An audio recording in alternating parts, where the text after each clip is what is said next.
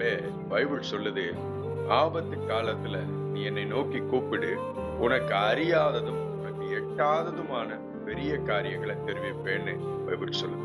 அவனுடைய நோக்கம் என்ன தெரியுமா? ஆபத்து காலமே உன்னை உயர்த்துவதற்காக அனுமதிக்கிற காலம்.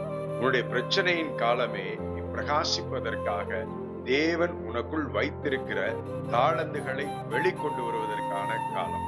அப்போ எந்த சூழ்நிலை நெருக்கத்தின் மத்தியில நீ நின்று கொண்டிருந்தாலும் ஆண்டவர் உன்னை பார்த்து சொல்லுவது, இந்த நெருக்கத்தின் சூழ்நிலை உன்னை உயர்த்துவதற்காக உனக்குள் நான் வைச்சிருக்கிற தாளந்தை வெளிக்கொண்டு வருவதற்கான சூழ்நிலை.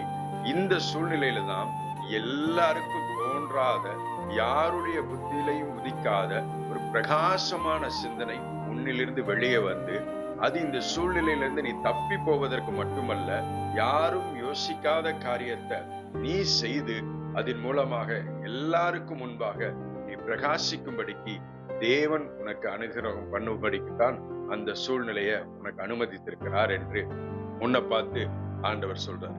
இன்னைக்கு எந்த சூழ்நிலையில நின்று கொண்டிருந்தாலும் ஆண்டவர் அதுல இருந்து நீ தப்பி போறதற்கான வழிய உனக்குள்ளேயே வச்சிருப்பார். அந்த வழி உனக்குள்ள இருந்து வெளியில வரணும்னா நீ ஆண்டவரோட கனெக்டடா இருக்கிறதுல கான்சென்ட்ரேட் பண்ணணும்.